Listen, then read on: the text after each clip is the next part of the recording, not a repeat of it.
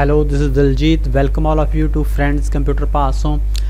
आज हम एक्सेल में एक तो सम के थोड़े और मेथड सीखेंगे, एक हम परसेंटेज निकालना सीखेंगे और फेल पास निकालना भी सीखेंगे। तो देखते हैं, सबसे पहले एक्सेल स्टार्ट करते हैं। एक्सेल स्टार्ट करने के लिए मैंने कीबोर्ड से विंडो की प्रेस कर दी और साथ में एक बार आर की प्रेस करके छोड़ दिया। अब देखो एक्सेल, अगर हम यहाँ पे EXCEL एक्सेल लिख के चाहे ओके कर दो चाहे आप एंटर प्रेस कर दो तो ये हमारा एक्सेल ओपन हो गया। तो सबसे पहले हम नेम लिखेंगे। नेम मैं किसी का भी लिख देता हूँ, जैसे रवि लिख दिया।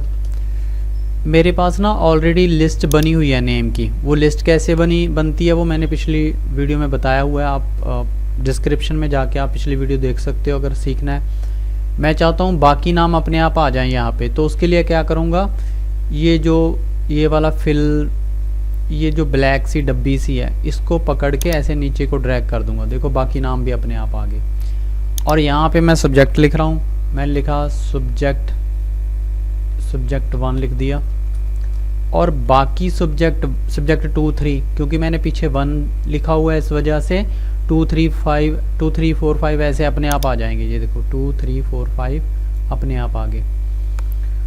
तो अगर हम किसी भी वर्ड के पीछे कोई गिनती लिखते हैं, 1 लिखते हैं, तो 2 3 अपने आप आ जाता है। और मैं चाहता हूँ यहाँ पे 1 से लेके 100 तक अपने आप लिखा आ जाए और मुझे एक एक सेल में लिखना ना पड़े। तो उसके लिए क्या है, = RAND। ये देखो नीचे रैंड बिटवीन आ गया। मैं एरो की से नीचे को कर लिया मैंने। अब टैब की से मैंने इसको कंप्लीट कर दिया। अब मैं लिख रहा हूँ बॉटम वैल्यू। बॉटम मीन्स कम से कम वैल्यू। मैंने 1 लिख दी, कॉमा, टॉप वैल्यू मैंने 100 लिख दी, ब्रैकेट क्लोज। अब नॉर्मल एंटर नहीं प्रेस करना, कंट्रोल एंटर, कंट्रोल प्रेस करके रखना है, साथ में एंटर प्रेस कर देना है। तो ये देखो इसने अपने आप वैल्यूज़ ले ली, मतलब 1 से लेके 100 तक अपने आप इसने डाल दी वैल्यू।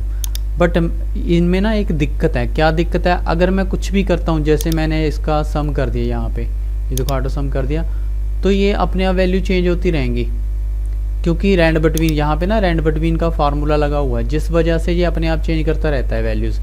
तो मैं चाहता हूँ ये चेंज ना हो, तो उसके लिए क्या करूँगा, इनको सभी को मैंने सेलेक्ट कर लिया।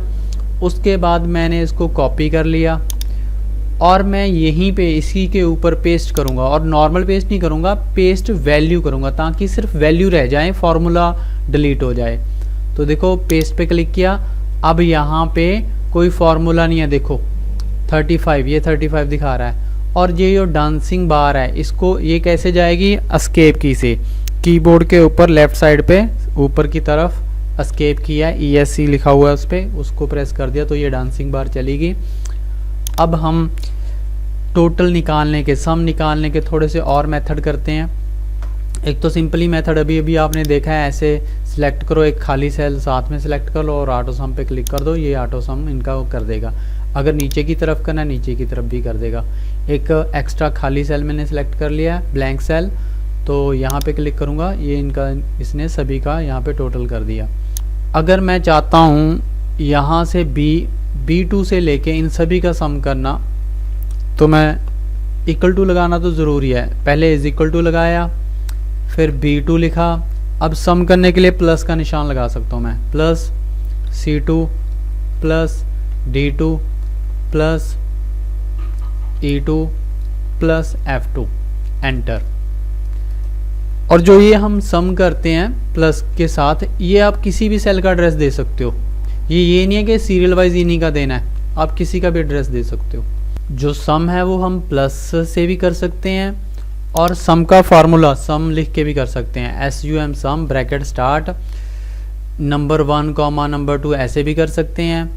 और ज़रूरी नहीं आपने ये लिखना है, आप सेलेक्ट भी कर सकते हो उनको। जैसे मैंने इनका करना है सभी का, तो ये मैंने ऐसे ही सेलेक्ट कर लिए। जब सेलेक्ट किया अपने आप इसने रेंज दे दी, यहाँ पे इसने इनके एड्रेस अपने आप दे दिए।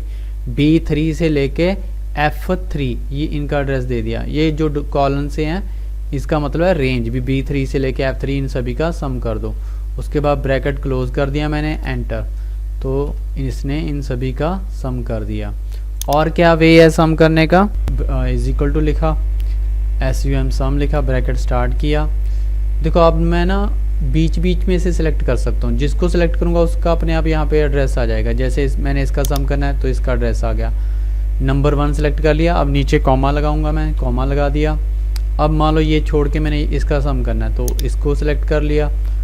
अब फिर देखो यहाँ पे अपने आप D4 सेलेक्ट हो गया, D4 आ गया, मुझे लिखने की ज़रूरत नहीं पड़ी, कॉमा लिखना पड़ेगा, ठीक है। उसके बाद चाहे तो मैं इन सभी को सिलेक्ट कर लूँ, इस यहाँ से किसी को भी कर सकता हूँ सिलेक्ट, जिसको भी आपने सम करना है उसको से बस क्लिक कर दो उस पर, अपने आप यहाँ पे एड्रेस आ जाएगा। और उसके बाद आप ब्रैकेट क्लोज कर दो, एंटर प्रेस कर दो तो उसका सम हो जाएगा। और हमने यही फार्मूला सभी में डालना है, तो यहाँ पे या पकड़ के यहाँ से आप ऐसे ड्रैग कर दो उसको, इसको हम डिलीट कर देते हैं। अब मैंने इनकी परसेंटेज निकालनी है, तो परसेंटेज निकालने के लिए क्या करेंगे, क्या फार्मूला है परसेंटेज निकालने का, जो हमने ऑब्टेन किए होते हैं मार्क्स उनको हम डिवाइड करते हैं टोटल मार्क्स से और मल्टीप्लाई कर देते हैं 100 से। ये सिंपल फार्मूला है परसेंटेज निकालने का। तो ये हमारे ऑब्टेन मार्क्स हैं, चाहे हमने टोटल लिखा हुआ है बट ये ऑब्टेन मार्क्स हैं, हासिल किए हुए मार्क्स हैं। ये 5 हमारे सब्जेक्ट हैं। अगर तो ये 500 में से आ रहे हैं ये ऑब्टेन मार्क्स, फिर तो एवरेज और परसेंटेज लगभग सेम ही होती है, फिर चाहे आप एवरेज निकालो परसेंटेज निकालो सेम ही आएगी। बट अगर मान लो ये 2 सब्जेक्ट जो हैं ये 75 के हैं, मतलब 450 है टोटल इनका, ये 2 75 और इन दोनों का 150 बन गया और ये 300, मतलब 450 हो गया टोटल। अगर ये 450 में से आ रहे हैं मार्क्स तो परसेंटेज अलग होएगी और एवरेज अलग होएगी। चलो निकाल के देखते हैं। मैंने इज इक्वल टू लिखा। अब देखो जो ऑब्टेन मार्क्स हैं वो हमारे कहाँ पड़े हैं, G2 में। तो पहले हम ऑब्टेन मार्क्स लिखने थे तो G2 लिख दिया, ये वाला स्लैश इसका मतलब है डिवाइड करना, ये फॉरवर्ड स्लैश है। और डिवाइड किससे करेंगे हम, जो टोटल मार्क्स हैं। अगर तो 500 हैं टोटल मार्क्स तो 500 लिख दो, अगर 450 हैं तो 450 लिख दो, जो भी टोटल मार्क्स हैं वो लिख दोगे आप, और मल्टीप्लाई कर दोगे 100 के साथ। उसके बाद एंटर की प्रेस करो, ये इसकी परसेंटेज आ गई। डबल क्लिक कर दो, सभी में यही फार्मूला मतलब फिल हो जाएगा। तो ये सिंपल था परसेंटेज निकालने का फार्मूला। और इससे भी और सिंपल अगर इसको बनाना है, देखो ये 00 जो 500 में 00 है ना, असल में 500 इसको डिवाइड कर रहा है और यहाँ पे 100 इसको मल्टीप्लाई कर रहा है। एक चीज़ डिवाइड हो रही है और एक चीज़ मल्टीप्लाई हो रही है। तो इसकी जो 2 0 हैं और इसकी 2 0 आपस में ये कट जाती हैं। अगर हम ऐसे G2 डिवाइड बाय 5 भी कर देंगे तो भी सेम ही सही रिज़ल्ट आएगा, सेम जैसा पहले रिज़ल्ट आया वही आएगा।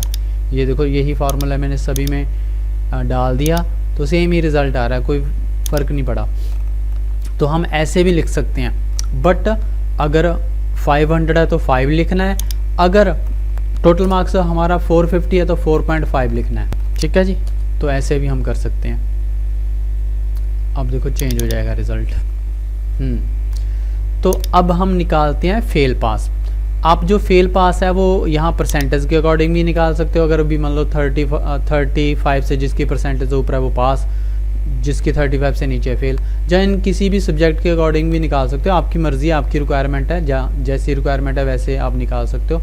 मैं परसेंटेज के अकॉर्डिंग निकाल के दिखाता हूँ आपको। यहाँ पे परसेंटेज भी हो सकती है, किसी सब्जेक्ट के मार्क्स भी हो सकते हैं, कोई सिंगल सब्जेक्ट भी हो सकता है।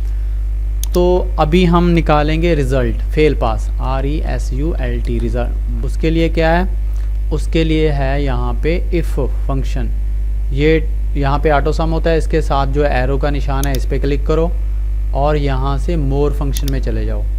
मोर फंक्शन में ये पड़ा है इफ़, बट यहाँ पे जाने के से पहले ना इस पर क्लिक होना ज़रूरी है, क्योंकि यहाँ पे अपने आप फार्मूला लिखा जाएगा जो हम यहाँ पे सेलेक्ट करेंगे। तो मैंने इफ़ सेलेक्ट करके ओके प्रेस कर दिया है।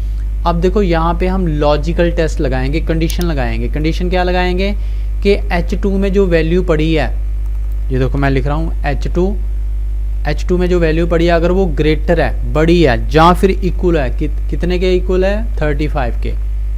अगर वो 35 के बराबर है या फिर 35 से बड़ी है H2 में जो वैल्यू पड़ी है, तो यहाँ पे क्या लिखा आ जाए, अगर वो ट्रू होती है कंडीशन तो यहाँ पे लिखा आ जाए पास। बट अगर ये कंडीशन ट्रू नहीं होती, अगर 35 से मार्क्स ज़्यादा नहीं है, कम है, तो क्या लिखा आ जाए, फेल, FAIL, फेल। ये देखो ये ट्रू लिखा हुआ है, ट्रू मीन्स अगर ये कंडीशन ट्रू होती है तो ये लिखा आ जाए, अगर ये कंडीशन फॉल्स होती है तो फेल लिखा आ जाए। बस ओके कर दीजिए। और यहाँ से आप डबल क्लिक करके सभी में फार्मूला फिल कर दीजिए।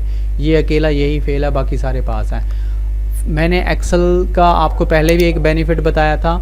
मान लो यहाँ पे किसी के मार्क्स हमने गलती से गलत एंटर कर दिए, अब हमने उनको ठीक करना है, तो ये फार्मूले हमें दोबारा लिखने की ज़रूरत नहीं है, अपने आप यहाँ पे भी चेंज हो जाएंगे। मान लो मैं यहाँ पे किसी को फेल कर रहा हूँ, अपने आप को ही कर रहा हूँ, मेरा नाम दलजीत है, ठीक है।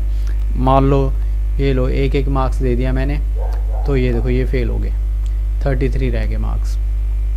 ऐसे इसका मतलब एक्सेल का ये बेनिफिट है, अगर यहाँ पे चेंज होता है ऑटोमेटिकली यहाँ पे भी चेंज हो जाएगा। आपको बार बार फार्मूला भरने की ज़रूरत नहीं है, बस जहाँ पे चेंज है वहाँ पे करो, अपने आप जो जो फार्मूले उस सेल को यूज़ कर रहे हैं वहाँ पे सभी पे चेंज हो जाएगा, ठीक है। ये था हमारा रिज़ल्ट। आगे हम ग्रेड निकालना सीखेंगे। Okay, thanks for watching.